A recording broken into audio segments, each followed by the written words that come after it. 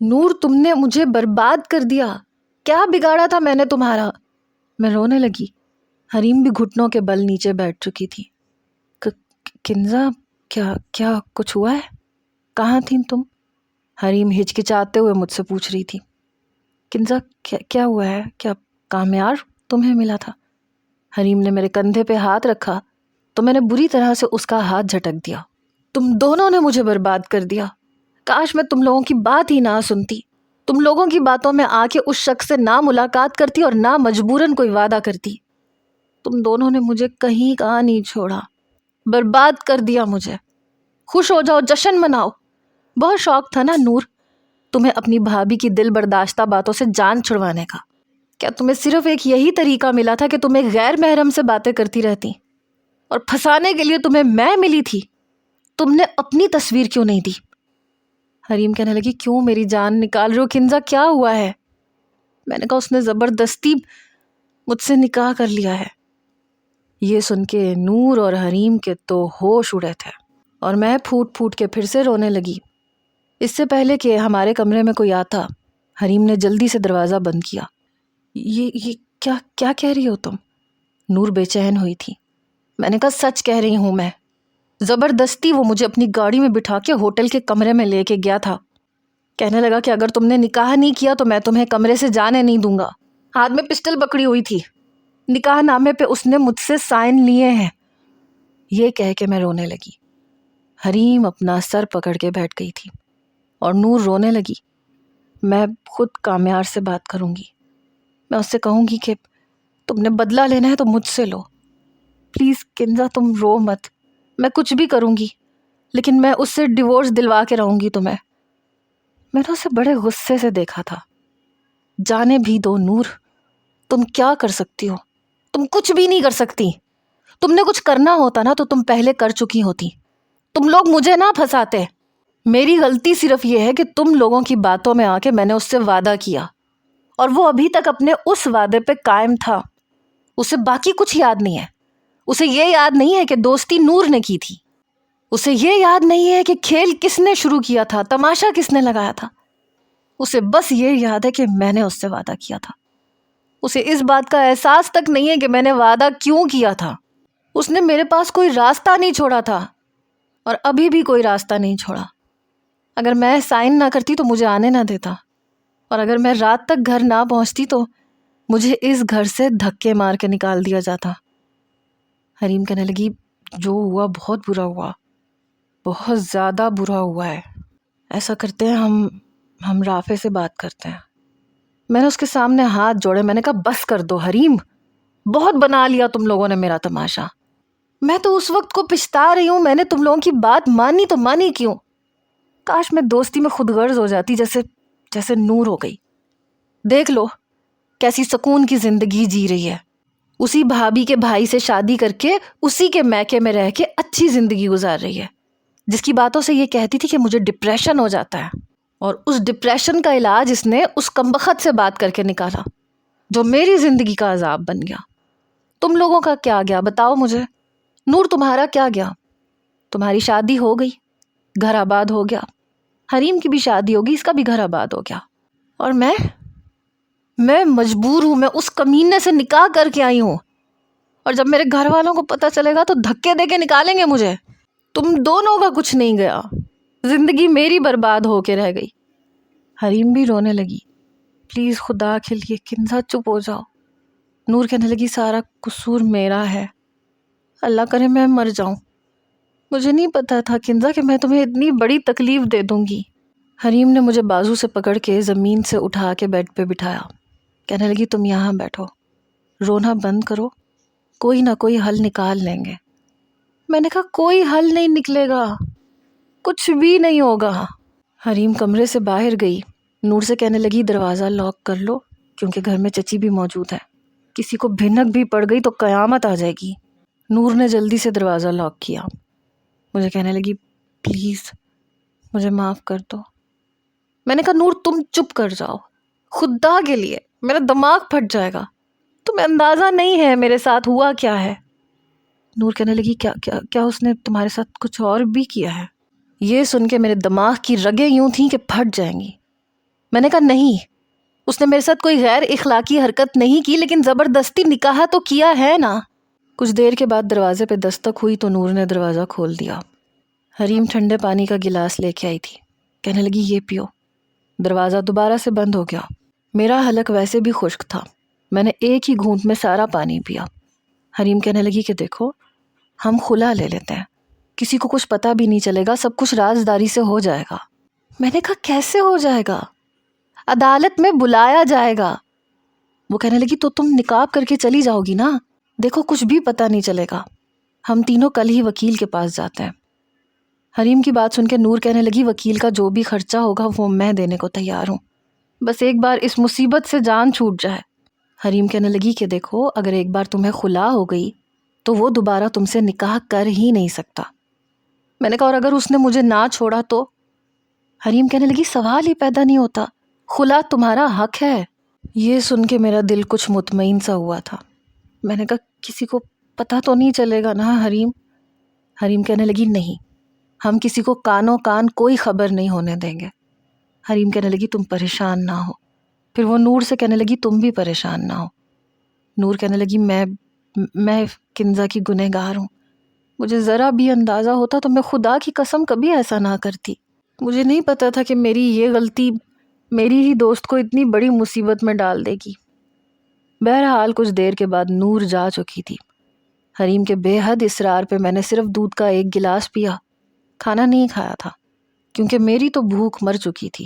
حریم نے بہت کہا کہ کچھ کھا لو، ٹینشن نہ لو، ہم وکیل کے پاس جائیں گے، لیکن اگلے روز مجھے بخار ہو گیا۔ 5 دن میں بخار میں پڑی رہی۔ حریم بے حد پریشان تھی، میری والدہ میرے والد الگ سے پریشان تھے۔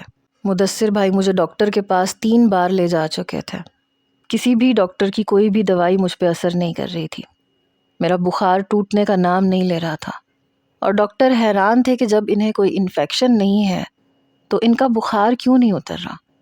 میرے تمام ابتدائی ٹیسٹ ہو چکے تھے، کوئی بھی وجہ سامنے نہیں آ رہی تھی، اور میں اتنی ٹینشن میں تھی کہ بیان سے باہر تھا۔ نور کا بار بار فون آ رہا تھا، میری خیریت پوچھ رہی تھی، بے حد پریشان بھی تھی۔ میں نے اس سے بہت مختصر سی بات کی۔ آج کل مجھے کچھ بھی اچھا نہیں لگتا تھا، مجھے ہر چیز سے نفرت ہونے لگی تھی۔ رافع کا فون آیا تو حریم نے مجھ سے کہا کہ لو بات کر لو اس سے، لیکن میں نے نفی میں سر ہلا دیا۔ حریم فون پکڑانے لگی تو میں نے ہاتھ پیچھے جھٹک دیا اور اسے اشارے سے کہا کہ مجھے بات نہیں کرنی۔ حریم کہنے لگی ایکچولی رافع بھائی کنزا کو بہت بخار ہے اور اس سے کوئی بات ہو ہی نہیں رہی۔ وہ شاید پریشان ہوا، پھر کہنے لگا اچھا ٹھیک ہے آپ اسے آرام کرنے دیں۔ یونیورسٹی کی میری کئی دوستوں کی کال آئی لیکن میں نے ریسیو ہی نہیں کی، فون آف کر کے ایک سائڈ پہ رکھ دیا۔ 1 ہفتے کے بعد میرا بخار اترا تھا اور میری والدہ اور حریم منت کی دیگ غریبوں میں بانٹنے کے لیے چلی گئی تھی۔ مدثر بھائی اور بابا اپنے کام پہ گئے تھے، اوپر تائی اماں اپنی بہن کے گھر گئی تھیں، صرف حریم کی چھوٹی بہن رباب گھر پہ تھی، اس لیے وہ بھی نیچے ہی آ گئی۔ مجھے کہنے لگی آپ ہی آپ کے لیے چائے بنا دوں؟ میں نے کہا نہیں۔ کہنے لگی اب تو آپ کا بخار کافی کم ہے، 8 دن ہو گئے، جائیں نہ نہا کے آ جائیں، تھوڑی فریش ہو جائیں گی، آپ کو اچھا لگے گا۔ میں نے کہا ہاں ایسے کرو میرے کپڑے نکال دو۔ مجھے اپنے جسم میں اتنی نقاہت محسوس ہو رہی تھی کہ مجھ سے کوئی کام ہی نہیں ہو رہا تھا۔ میرے کپڑے روبی نے ہی نکال کے بیڈ پہ رکھے۔ میں نہا کے جب باہر آئی تو کہنے لگی آپی آپ کے بال کتنے الجھے ہوئے ہیں، لائے میں کنگھا کر دیتی ہوں۔ میں بیڈ پہ بیٹھ گئی، سامنے ڈریسنگ ٹیبل پہ نظر پڑی تو میری آنکھوں کے گرد ہلکے گہرے ہو چکے تھے، رنگت سفید کے بجائے پیلی زیادہ لگ رہی تھی۔ میرے بالوں میں کنگھا روبی نے ہی کیا۔ پھر کہنے لگی آپ کو گرم دودھ لا دوں؟ میں نے کہا نہیں روبی مجھے کچھ بھی نہیں کھانا۔ ابھی اس نے میرے بال کنگھا کیے ہی تھے جب باہر کی بیل ہونے لگی۔ میں نے کہا دیکھو شاید حریم آئی ہوگی اور امی ہوں گی، لاؤ کنگھا مجھے دو، میں خود ہی کنگھی کر لیتی ہوں۔ کہنے لگی ٹھیک ہے۔ گھر میں صرف ہم دونوں ہی تھیں۔ وہ باہر چلی گئی، کچھ دیر کے بعد اندر آئی تو کہنے لگی آپ کی یونیورسٹی کی کوئی دوست آئی ہے۔ میں نے کہا میری یونیورسٹی کی دوست کون ہے؟ ابھی میں پوچھ ہی رہی تھی کہ ایک خاتون لمبے اونچے قد کی برقع پہنے میرے کمرے میں داخل ہوئی۔ حجاب ایسے پہنا ہوا تھا کہ اس کی آنکھیں تک نقاب کے اوپر باریک پردے میں چھپی ہوئی تھیں، ہاتھوں میں دستانے پہنے ہوئے تھے۔ ایسی پردے دار تو میری کوئی بھی دوست نہیں تھی۔ میں فوراً سے کھڑی ہو گئی۔ میں نے کہا کون ہے آپ؟ میں بری طرح سے گھبرائی۔ روبی کہنے لگی آپ ہی یہ آپ کی یونیورسٹی کی دوست ہیں۔ اس سے پہلے کہ میں روبی سے کچھ کہتی، وہ جو کوئی بھی تھی وہ روبی سے کہنے لگی کیا ایک گلاس پانی مل سکتا ہے؟ روبی فوراً سے باہر چلی گئی۔ تبھی اس عورت نے جلدی سے کمرے کا دروازہ بند کر کے کنڈی لگا دی۔ میری تو جان نکلی۔ میں نے کہا کون ہے آپ دروازہ کیوں بند کر رہی ہیں؟ روبی! میں نے روبی کو پکارا۔ اس سے پہلے کہ میں کچھ بلند آواز میں روبی سے کچھ کہتی، وہ میرے منہ پہ ہاتھ رکھ چکی تھی۔ پھر میرے کان کے پاس ایک مردانہ آواز گونجی، میں ہوں کامیار، زیادہ شور مچانے کی ضرورت نہیں ہے۔ یہ سن کے میری جان نکلی۔ کام؟ اس نے بس اتنی سی بات کہی اور میرے منہ سے ہاتھ ہٹا دیا، لیکن میں اس کا نام تک پورا نہیں لے پا رہی تھی۔ تبھی اس نے اپنا پردہ الٹ دیا۔ اسے دیکھ کے میرے ہوش اڑ کے رہ گئے تھے۔ اگر روبی کو پتہ چل جاتا تو پتہ نہیں کیا ہوتا۔ وہ تو ویسے ہی بڑبولی سی تھی، 8ویں کلاس کی بچی تھی۔ وہ سب کو بتا دیتی کہ کوئی لڑکا برقع پہن کے مجھ سے ملنے آیا تھا۔ میں نے کہا تم یہاں کیا کر رہے ہو؟ کیا چاہتے ہو تم؟ کیوں میری زندگی عذاب بنا کے رکھی ہے؟ چلے جاؤ یہاں سے۔ کسی کو پتہ چل گیا تو میری زندگی جہنم بن جائے گی۔ تبھی دروازے پہ دستک ہونے لگی۔ کہنے لگا زیادہ شور مت مچانا۔ اس نے دوبارہ سے نقاب کیا اور دروازہ کھول دیا۔ روبی اسے دیکھنے لگی، کہنے لگی یہ پانی۔ کامیار نے اس کے ہاتھ سے گلاس پکڑا۔ ارے آپ یہاں کیوں کھڑی ہیں؟ جائیں جا کے چائے بنائیں نا، تاکہ میں بھی اپنی دوست سے ٹھیک سے بات کر سکوں۔ اس نے زنانہ آواز پتہ نہیں کیسے نکالی تھی۔ روبی کہنے لگی آپ نے اتنا پردہ کیوں کیا ہے؟ یہاں پہ کوئی بھی مرد نہیں ہے۔ وہ کہنے لگا میں اصل میں عورتوں سے بھی پردہ کرتی ہوں، ہمارے شاہ جی نے منع کیا ہے۔ کچھ ایسے مسائل ہیں کہ میں فی الحال آپ کو اپنا چہرہ نہیں دکھا سکتی۔ میں بالکل چپ بیٹھی تھی۔ روبی کہنے لگی آپ چائے پئیں گی؟ میں نے کہا نہیں، بس ان کے لیے بنا دو اور جاؤ یہاں سے۔ جیسے ہی روبی باہر گئی میں نے دروازہ بند کر کے کنڈی لگائی اور وہ اپنا پردہ پھر سے اوپر کر چکا تھا۔ میں نے کہا تم کیوں آئے ہو یہاں پہ؟ کہنے لگا تم یونیورسٹی کیوں نہیں آ رہی؟ اور یہ کیا ہوا ہے؟ تمہاری شکل پہ 12 کیوں بج رہے ہیں؟ اس کی بات پہ میں حیران ہوئی تھی۔ وہ میری یونیورسٹی میں کیا کر رہا تھا؟ کیا وہ میرے پیچھے یونیورسٹی تک گیا تھا؟ بڑے آرام سے وہ بیڈ پہ بیٹھ گیا۔ تمہاری کئی دوستوں سے تمہارے بارے میں پوچھا، انہیں بھی تمہارے بارے میں کچھ پتہ نہیں تھا۔ کہہ رہی تھی تمہارا فون بند ہے، بیل جا رہی ہے لیکن تم فون نہیں اٹھا رہی۔ کیوں نہیں اٹھا رہی تھی؟ میں نے کہا تمہیں کیا لگے؟ میری بات سن کے مسکرایا۔ ارے بھول گئی ہو؟ ابھی چند روز پہلے ہی تو ہمارا نکاح ہوا ہے۔ تم میری بیوی ہو، مجھے تمہاری فکر نہیں ہوگی تو اور کس کو ہوگی؟ میں نے کہا یہ قصہ بھی میں ختم کر دوں گی۔ میری بات سن کے وہ کچھ دیر مجھے جانچتی نظروں سے دیکھنے لگا، پھر کھڑا ہو گیا۔ اچھا وہ کیسے؟ میں فوراً سے گڑبڑائی۔ جاؤ یہاں سے ورنہ میں شور مچا دوں گی کہ کوئی برقع پہن کے میرے گھر میں داخل ہو گیا ہے۔ وہ ہنسنے لگا۔ میرے پاس بہت سے ثبوت ہیں کنزا ڈیئر، جن سے میں یہ ثابت کر سکتا ہوں کہ میں نے اس گھر کی کون سی قیمتی چیز چرائی ہے اور چرا کے اپنے نام لگائی ہے۔ سوچ سمجھ کے شور میں جانا۔ میں نے کہا تم یہاں کیوں آئے ہو؟ میں رو دینے کو تھی، تمہیں دیکھنے آیا تھا۔ ہوا کیا ہے تمہیں؟ اتنی کمزور کیوں لگ رہی ہو؟ وہ مجھے سر سے پیر تک دیکھتے ہوئے کہنے لگا، ماشاء اللہ سے بال بہت لمبے اور خوبصورت ہیں تمہارے۔ میں نے اس کے سامنے ہاتھ جوڑے۔ خدا کے لیے جاؤ یہاں سے، خدا کے لیے میری تھوڑی سی عزت باقی رہنے دو۔ یہ کہہ کے میں نے اپنے گیلے بالوں کا ہی جوڑا بنایا۔ وہ کہنے لگا تھوڑی سی کیوں، تمہاری پوری کی پوری عزت کا خیال ہی تو رکھنا چاہتا ہوں۔ تم سے یہ کہنے آیا تھا میں کہ جلد از جلد یہ رافع کا قصہ ختم کرو۔ اپنے والدین سے کہہ دو کہ تم یہ منگنی توڑنا چاہتی ہو، تاکہ میں پھر اپنے گھر والوں کو یہاں لا سکوں۔ اس کی بات سن کے میں نے کہا تم جاؤ یہاں سے۔ کہنے لگا چلا جاؤں گا، تم بتاؤ کب انکار کر رہی ہو اسے؟ میں نے کہا میں کر دوں گی، ابھی جاؤ یہاں سے خدا کے لیے، اور آئندہ کبھی مت آنا۔ تبھی دروازے پہ دستک ہوئی۔ میں نے جلدی سے اپنی کھڑکی سے باہر دیکھا تو روبی دروازہ کھول رہی تھی۔ امی اور حریم آئی تھیں۔ میری تو گویا جان نکلی۔ میں نے کہا میری امی آ گئی ہیں، خدا کے لیے جاؤ یہاں سے۔ کہنے لگا پہلے اپنا فون نمبر دو، اب تمہارے بغیر رہنا مشکل لگ رہا ہے، کم از کم فون پہ بات تو کر لوں گا۔ میں نے کہا کامیار خدا کے لیے جاؤ یہاں سے۔ کہنے لگا فون نمبر۔ بہت ڈھیٹ قسم کا انسان تھا، ورنہ اگلی بار برقع پہن کے نہیں آؤں گا، اپنے اصلی حلیے میں آؤں گا۔ اس سے پہلے کہ میں اسے کچھ کہتی تبھی حریم میرے سر پہ سوار ہو گئی۔ دروازہ دھڑ دھڑانے لگی۔ کنزا دروازہ کیوں بند کیا ہے؟ دروازہ کھولو۔ یہ سن کے اس نے جلدی سے اپنا پردہ گرایا۔ میں نے دروازہ کھول دیا۔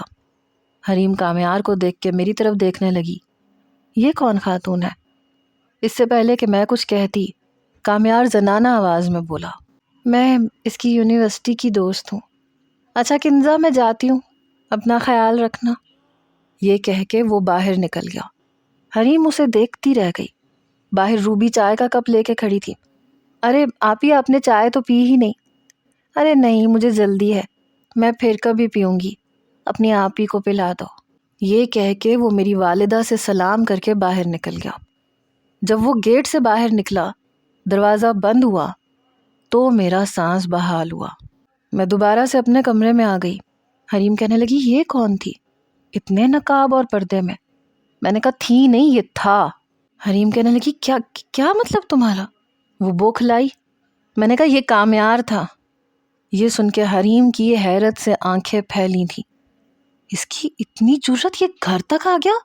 میں نے کہا ہاں، اور دھمکی بھی دے کے گیا ہے کہ اگلی بار اپنے اصل حلیے میں واپس آئے گا۔ حریم اپنا سر پکڑ کے بیٹھ گئی۔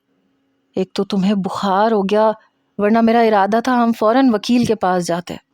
ایسے کرتے ہیں کل نور کو کہتے ہیں کہ سیدھا کورٹ پہنچے، ہم بھی چلتے ہیں اور کسی وکیل سے بات کرتے ہیں۔ میں نے کہا میں گھر پہ کیا بہانہ بناؤں گی؟ کہنے لگی میں کچھ بھی بہانہ بنا دوں گی، کہہ دوں گی کہ تم نے کوئی منت مانی تھی، 10 فقیروں کو کھانا کھلانا ہے اس لیے میں تمہیں لے کے جا رہی ہوں، وہ تم مجھ پہ چھوڑ دو۔ بہرحال اگلے روز ہم تینوں کورٹ پہنچ گئیں۔ ایک وکیل کے کمرے میں اجازت لے کے داخل ہوئے۔ کافی عمر رسیدہ سا وکیل تھا۔ ہمیں دیکھ کے کہنے لگا آئیے تشریف لائیے۔ ہم تینوں اس کے سامنے رکھی کرسیوں پہ بیٹھ گئیں۔ اپنا چشمہ ناک سے اوپر کر کے کہنے لگا جی فرمائیے۔ میں نے کہا وہ مجھے خلا چاہیے۔ یہ سن کے اس نے مجھے غور سے دیکھا۔ کیوں خلا چاہیے؟ حریم کہنے لگی بس وہ اپنے شوہر کے ساتھ نہیں رہنا چاہتی اس لیے چاہیے۔ وہ کہنے لگا دیکھیں اس کے لیے کوئی وجہ ہونی چاہیے، نہ کہ شوہر سے کوئی لڑائی ہوئی ہے، جھگڑا ہوا ہے۔ نور کہنے لگی نہیں ابھی رخصتی نہیں ہوئی اور نہ ہی کوئی جھگڑا ہوا ہے، بس وہ اچھا انسان نہیں ہے، شرابی ہے، لڑکیوں کے چکر میں ہے، اور ہمیں اس کی حقیقت نکاح کے بعد پتہ چلی، اس لیے ہم چاہتے ہیں کہ یہ رشتہ ختم ہو جائے۔ وکیل کہنے لگا پہلے تو ہماری کوشش یہی ہوتی ہے کہ آپس میں صلح ہو جائے۔ میں نے کہا نہیں مجھے صلح نہیں کرنی۔ وکیل کہنے لگا آپ کی مرضی ہے۔ اچھا نکاح کب ہوا تھا؟ میں نے کہا یہی کوئی 10-12 دن پہلے۔ یہ سن کے وکیل کا پین رکا، میری طرف دیکھنے لگا۔ 10-12 دن پہلے، بس اسے شاید یقین نہیں آ رہا تھا۔ اور ان 10-12 دنوں میں آپ کو یہ بھی پتہ چل گیا کہ آپ کا شوہر شرابی ہے اور برے کریکٹر کا مالک ہے، اور اب آپ اس کے ساتھ رہ بھی نہیں سکتی۔ بڑی عجیب بات ہے۔ میں نے کہا ہاں میں نہیں رہنا چاہتی۔ کہنے لگا ٹھیک ہے، لائیے نکاح نامے کی کاپی دیجیے۔ یہ سن کے میں نے حریم کی طرف دیکھا، حریم نے میری طرف دیکھا۔ میں نے کہا وہ تو میرے پاس نہیں ہے۔ کہنے لگا کیا مطلب ہے آپ کا؟ آپ کے پاس نکاح نامے کی کاپی نہیں ہے، چلیں پھر نکاح نامہ دکھا دیں۔ میں نے کہا وہ بھی میرے پاس نہیں ہے، وہ میرے شوہر کے پاس ہے۔ وکیل نے گہری سانس خارج کی۔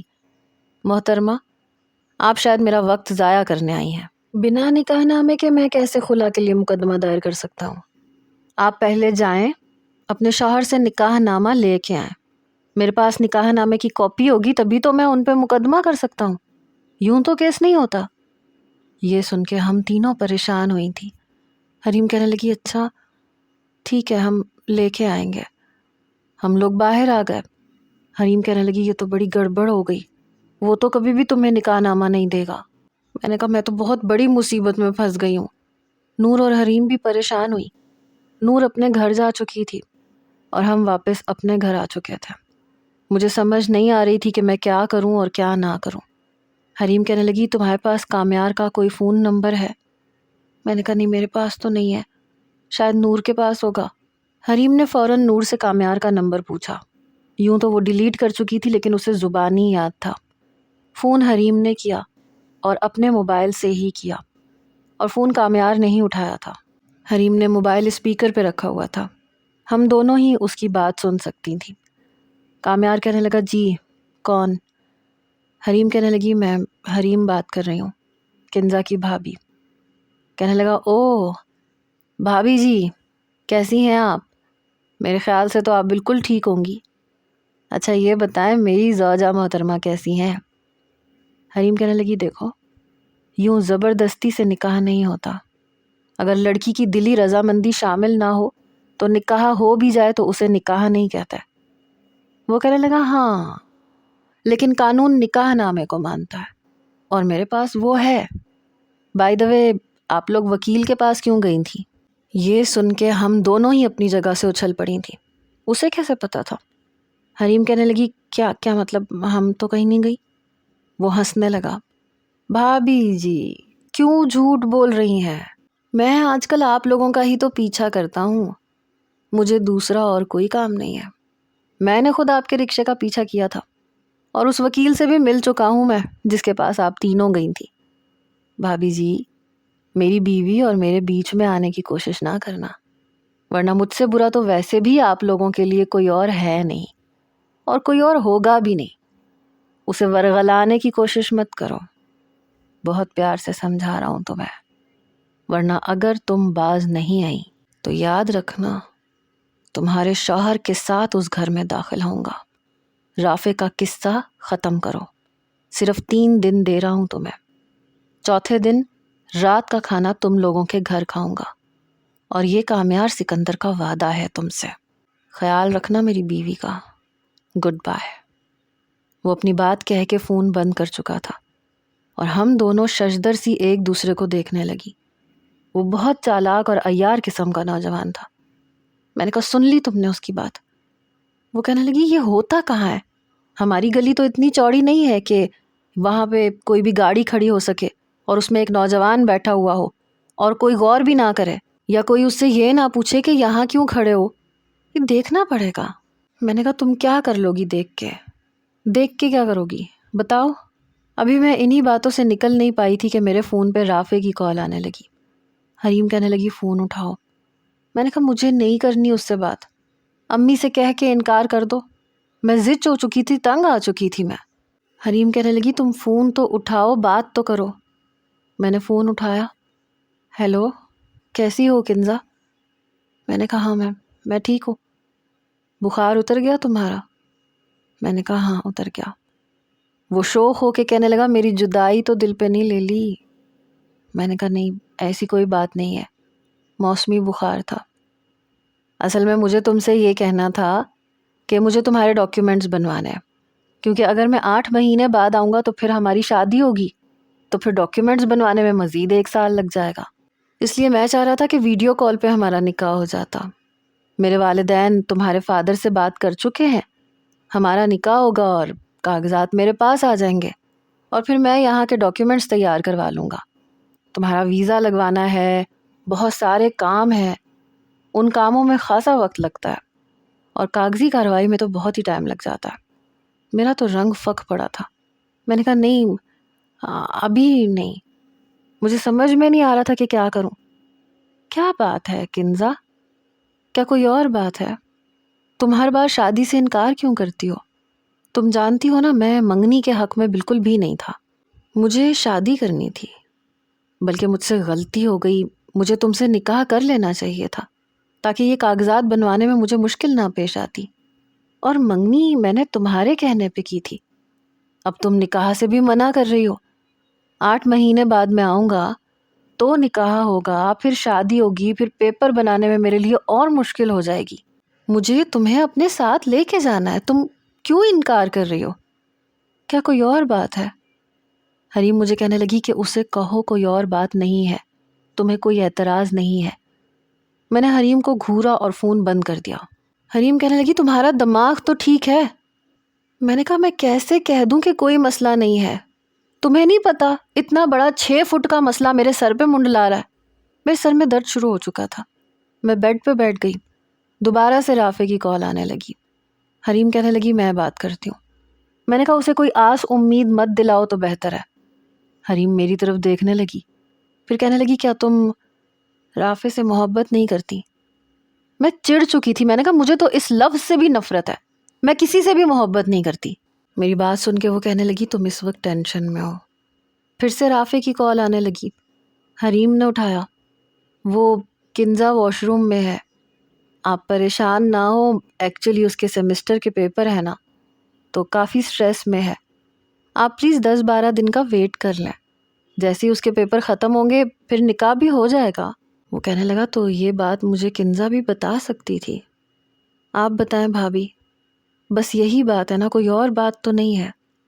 حریم کہنے لگی نہیں نہیں رافع بھائی، کوئی بھی بات نہیں ہے. ایکچولی کنزا پڑھائی کے معاملے میں بہت زیادہ حساس ہے. جب بھی پیپر ہوتے ہیں اسے اور کچھ سجھائی ہی نہیں دیتا. اور پھر آپ کو تو پتہ ہی ہے نکاح ایک بہت بڑی بات ہوتی ہے، اور ہر لڑکی چاہتی ہے کہ ایسے ایونٹ کو انجوائے کر سکے. رافع نے گہری سانس لی.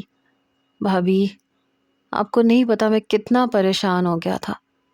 چلیں ٹھیک ہے، میں امی سے بات کر لیتا ہوں، کنزا سے کہیں ایزی ہو کے پیپر دے.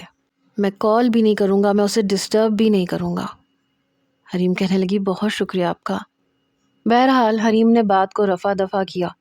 جیسے ہی فون بند ہوا میں نے کہا حریم مجھے یہ بتاؤ کہ 10-15 دن میں ایسا کیا ہو جائے گا؟ کیا 10-15 دن میں وہ شخص مجھے طلاق دے دے گا، یا میرے ہاتھ میں نکاح نامے کی کاپی یا نکاح نامہ پکڑا دے گا کہ جاؤ جا کے خلا کا کیس مجھ پہ دائر کروا دو؟ کیا ہوگا بتاؤ مجھے. 15 دنوں میں کچھ بھی نہیں ہوگا. حریم کہنے لگی تو تمہارے پریشان ہونے سے کیا کچھ ہو جائے گا؟ میں نے کہا پریشان نہ ہونے سے کیا ہو جائے گا؟ تمہیں پتہ ہے میں کتنی پریشانی میں مبتلا ہو چکی ہوں. ایک پل بھی چین نہیں آ رہا مجھے 2 گھڑی بھی سکون سے نیند نہیں آتی. سوتی ہوں تو دل کو جھٹکے لگتے ہیں، لگتا ہے وہ آ جائے گا اور اپنا حق جمائے گا. پتہ نہیں کیا ہوگا حریم کہنے لگی میں سوچ رہی ہوں کہ کامیار سے دوبارہ بات کروں، اسے کہتی ہوں کہ وہ مجھ سے باہر ملے، اسے سمجھانے کی کوشش کرتی ہوں. میں نے کہا جو تمہارا جی چاہتا ہے تم وہ کرو، اور اگر کچھ بھی نہ بن پائی نا تو پھر میرے پاس بس ایک ہی راستہ بچتا ہے کہ میں زہر کھا لیتی ہوں، میں مر جاتی ہوں. پھر اسے کہنا شوق سے میری لاش کو اپنے گھر لے جائے، کر لے اپنا شوق پورا، کیونکہ جیتے جاگتے تو میں اس کے ساتھ کبھی نہیں جاؤں گی. بہرحال میں نہیں جانتی کہ حریم نے کامیار سے بات کی یا نہیں کی، کیونکہ میں اب اس کی کوئی بھی بات نہیں سن رہی تھی. اور سچ مچ میرے سیمسٹر کے پیپرز بھی ہونے والے تھے. میں بڑی خاموشی سے یونیورسٹی جاتی تھی، واپس آ جاتی تھی. اس دوران وہ مجھے کہیں بھی نظر نہیں آیا تھا. ابھی 3 دن ہی گزرے تھے کہ شام کی چائے میں باہر صحن میں ہی پی رہی تھی. امی بھی بیٹھی ہوئی تھیں، حریم بھی بیٹھی تھی. جب دروازے پہ دستک ہوئی، حریم کہنے لگی میں دیکھتی ہوں کون ہے. میں نے کہا نہیں تم بیٹھو، میں دیکھ لیتی ہوں. لیکن وہ اٹھ کے کھڑی ہو گئی. جیسے ہی دروازہ کھولا تو سامنے مدثر بھائی تھے. سر پہ پٹیاں بندھی ہوئی تھی، بازو پہ پٹی بندھی ہوئی تھی، لنگڑا کے اندر آ رہے تھے. حریم کی تو جیسے جان نکلی، جان تو ہم ماں بیٹی کی بھی نکل گئی تھی. میں فوراً سے کھڑی ہوئی. مدثر کیا ہوا آپ کو، چوٹیں کیسے لگ گئی؟ بس کسی بائک والے نے میری بائک پہ ٹکر مار دی. جیسے ہی وہ لنگڑا کے اندر آئے میں اور امی بھی ان کے پاس آ گئے. مدثر بیٹا کیسے لگ گئی ٹکر؟ امی مجھے کیا پتا، بڑی تیزی میں تھا کوئی، ٹکر مار کے چلا گیا. جیسے ہی مدثر بھائی اندر آئے حریم تو روئے جا رہی تھی. ارے تم کیوں رو رہی ہو، شکر کرو زیادہ چوٹ نہیں لگی. تبھی ایک اور نوجوان بھی اندر داخل ہوا. میری سب سے پہلی نظر اس کے ہاتھ پہ پڑی جہاں میڈیسن کا شاپ پر تھا، اور پھر جب ہاتھ سے ہوتے ہوئے میری نظر اس کے چہرے پہ پڑی تو میں آنکھیں جھپکنا بھول گئی۔ کامیار اندر داخل ہوا اور وہ میری طرف دیکھ رہا تھا۔ حریم کی نظر جب کامیار پہ پڑی تو رنگ تو اس کا بھی اڑا، لیکن وہ دروازے میں کھڑا ہو گیا، گلا صاف کرنے لگا۔ مدثر بھائی نے پیچھے پلٹ کے دیکھا، ارے یار تم وہاں کیوں کھڑے ہو، آ جاؤ اندر آ جاؤ۔ یہ سن کے میں نے حریم کی طرف دیکھا اور حریم نے میری طرف۔ جلدی سے میں نے اپنا دوپٹہ سر پہ رکھا اور جلدی سے باورچی خانے میں چلی گئی، کیونکہ صحن میں بالکل سامنے ہی باورچی خانہ تھا۔ نہیں میں چلتا ہوں، اچھا نہیں لگتا، میں آپ کے گھر میں آ کے کیا کروں گا۔ یہ اپنی دوائیاں لے لیں، اور بھی کسی چیز کی ضرورت ہو تو مجھے بتا دیجیے گا، میں کل آؤں گا، آپ کو اپنے ساتھ لے کے جاؤں گا، آپ کی بینڈیج کرواؤں گا۔ بڑا شریف بننے کی کوشش کر رہا تھا۔ مدثر بھائی کہنے لگے، ارے نہیں تم نہ ہوتے تو پتہ نہیں اس وقت میرا کیا حال ہوتا، مجھے تو ہوش تک نہیں تھی۔ پھر حریم سے کہنے لگے، جاؤ ٹھنڈا شربت بنا کے لاؤ، دیکھو کتنی گرمی ہے، اگر کامیار وقت پہ نہ پہنچتا تو مجھے تو ہوش بھی نہیں تھی، میں تو بے ہوش ہو چکا تھا۔ یہ بیچارہ مجھے اپنی گاڑی میں ہسپتال لے کے گیا، میری مرہم پٹی اسی نے کروائی ہے، اب گھر تک چھوڑنے آیا ہے، تب سے بیچارہ میرے لیے ہاسپٹل میں بھاگ دوڑ کر رہا تھا۔ میری والدہ کہنے لگی، بیٹھو بیٹا، کھڑے کیوں ہو؟